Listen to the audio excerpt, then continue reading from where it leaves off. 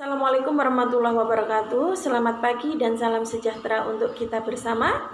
Ketemu kembali dalam kelas online PPKN bersama saya Ibu Rinda Sri Murwani.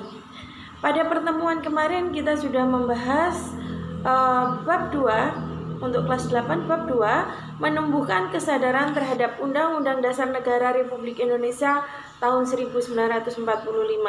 Pokok bahasan yang kemarin sudah kita bahas adalah kedudukan dan makna pembukaan Undang-Undang Dasar Negara Republik Indonesia tahun 1945. Jadi pada kesempatan kali ini kita akan membahas pokok bahasan yang berikutnya, yaitu kedudukan dan fungsi dari Undang-Undang Dasar Negara Republik Indonesia tahun 1945. Yang kedua, kita membahas peraturan perundang-undangan dalam sistem hukum nasional. Dan yang ketiga adalah melaksanakan dan mempertahankan Undang-Undang Dasar Negara Republik Indonesia tahun 1945.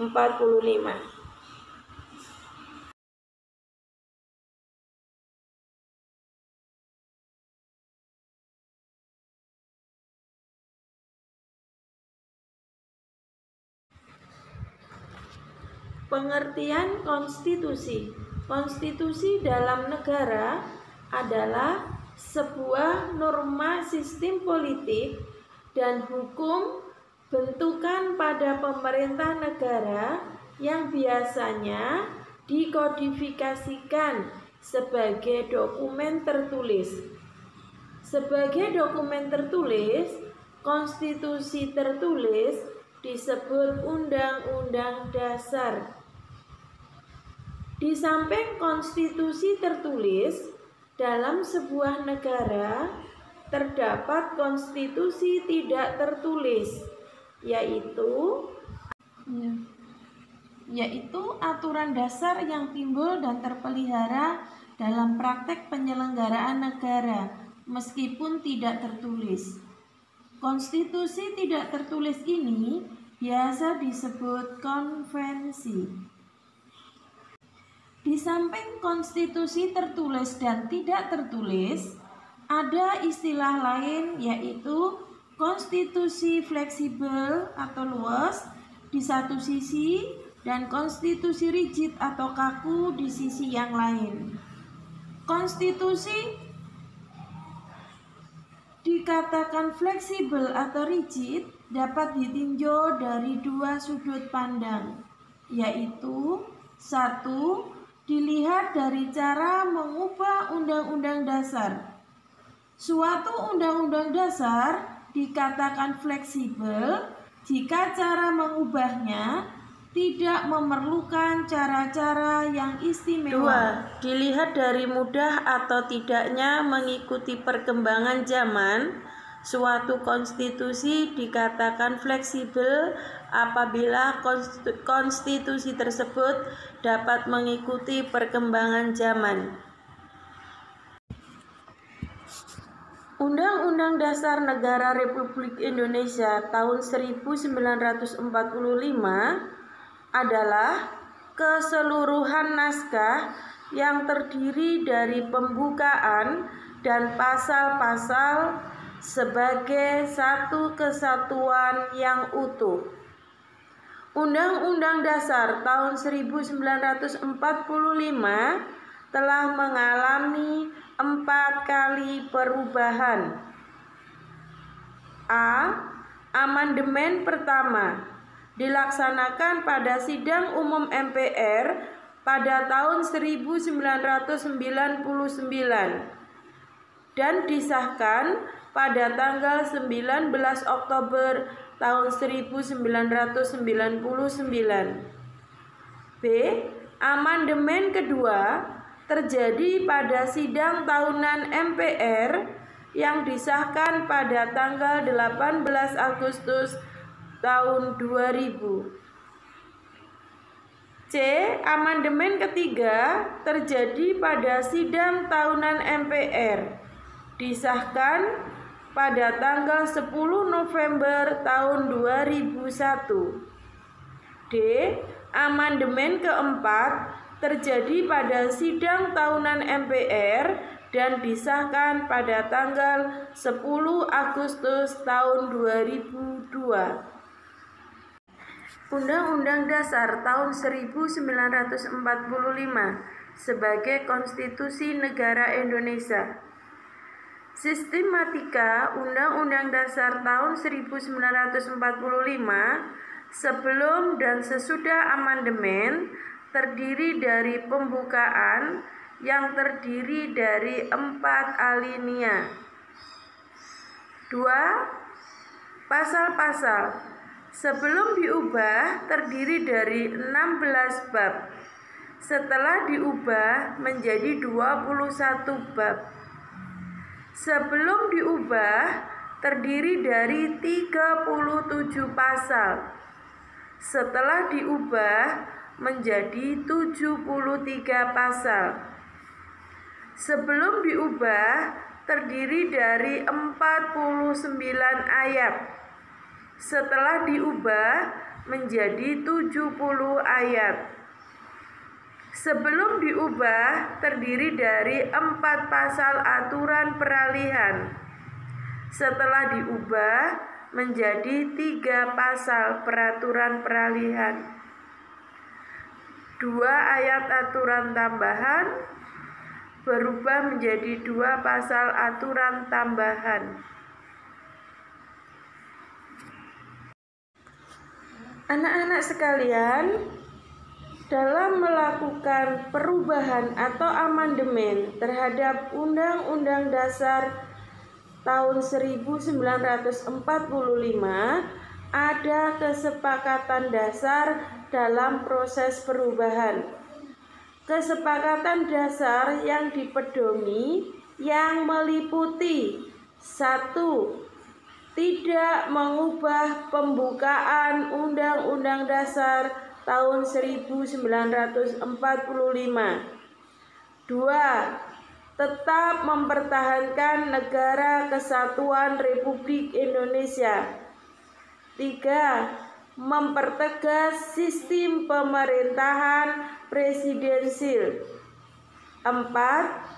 Penjelasan Undang-Undang Dasar tahun 1945 yang memuat hal-hal normatif akan dimasukkan ke dalam pasal-pasal atau batang tubuh.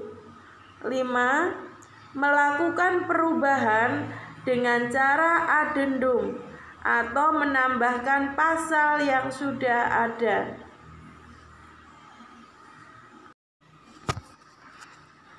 Majelis Permusyawaratan Rakyat sebagai lembaga negara yang berhak untuk mengubah Undang-Undang Dasar tahun 1945 telah menyepakati tidak mengubah pembukaan Undang-Undang Dasar tahun 1945. Kesepakatan tersebut tertuang dalam Ketetapan MPR Nomor 9 MPR tahun 1999. Alasan dari kesepakatan ini adalah pembukaan Undang-Undang Dasar tahun 1945 memuat cita-cita bersama, memuat tujuan-tujuan yang bisa juga disebut falsafah negara atau cita negara, state side, yang dikenal dengan istilah Pancasila, yang kemudian menjadi kesepakatan pertama bangsa Indonesia dalam membangun wadah Negara Kesatuan Republik Indonesia. Dengan tidak diubahnya pembukaan Undang-Undang Dasar tahun 1945, tidak berubah pula kedudukan Pancasila sebagai falsafah negara. Adapun yang berubah adalah sistem dan lembaga untuk mewujudkan cita-cita berdasarkan nilai-nilai Pancasila. Apabila pembukaan Undang-Undang Dasar tahun 1945 diubah, dengan sendirinya kesepakatan awal berdirinya negara Indonesia akan hilang. Hal ini berarti membubarkan Negara Kesatuan Republik Indonesia. Hal ini tentunya harus dihindari oleh seluruh bangsa Indonesia dengan cara tetap mendukung pembukaan Undang-Undang Dasar tahun 1945 yang di dalamnya terdapat dasar falsafah Pancasila. Anak-anak sekalian, sekarang kita belajar sifat dari Undang-Undang Dasar tahun 1945.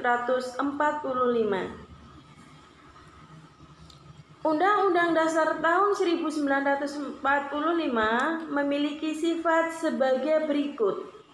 1. Bersifat tertulis dengan rumusan yang jelas sebagai hukum yang mengikat pemerintah sebagai penyelenggara negara dan rakyat sebagai warga negara. 2. Bersifat singkat dan supel, yaitu membuat aturan-aturan pokok yang dapat diubah seiring dengan perkembangan zaman. 3. Bersifat memuat norma-norma dan ketentuan yang harus dilaksanakan secara konstitusional. Yang keempat, sifatnya adalah merupakan alat kontrol terhadap peraturan hukum yang lebih rendah. Sedangkan sebagai hukum dasar tertulis, Undang-Undang Dasar tahun 1945 itu memiliki beberapa fungsi. Fungsinya sebagai berikut. 1. Sebagai alat kontrol terhadap peraturan perundang-undangan yang lebih rendah dalam hierarki tertib hukum di Indonesia. 2. Sebagai pengatur. Undang-Undang Dasar tahun 1945 juga berperan sebagai pengatur bagaimana kekuasaan negara disusun, dibagi, dan dilaksanakan. 3. Sebagai penentu. Undang-Undang Dasar tahun 1945 berfungsi sebagai penentu hak dan kewajiban aparat negara dan hak dan kewajiban warga negara. Dalam sistem hukum nasional, Undang-Undang Dasar tahun 1945 berkedudukan sebagai hukum dasar yang tertulis yang mengikat bagi lembaga negara, lembaga masyarakat, dan warga negara Indonesia. Sebagai hukum dasar tertulis, Undang-Undang Dasar tahun 1945 menempati kedudukan yang tertinggi dalam peraturan perundang-undangan di negara Indonesia. Hal ini berarti semua peraturan perundang-undangan yang dibuat di Indonesia tidak boleh bertentangan dengan Undang-Undang Dasar tahun 1945. Peraturan perundang-undangan dalam sistem hukum nasional. Peraturan perundang-undangan yang dimaksud terdapat dalam Undang-Undang Nomor 12 Tahun 2011 tentang pembentukan peraturan perundang-undangan yang meliputi 1. Undang-Undang Dasar tahun 1945. 2. Ketetapan MPR. 3. Undang-undang atau peraturan pemerintah. 3. Undang-undang atau peraturan pemerintah pengganti undang-undang. 4. Peraturan pemerintah. 5. Peraturan presiden. 6. Peraturan daerah provinsi.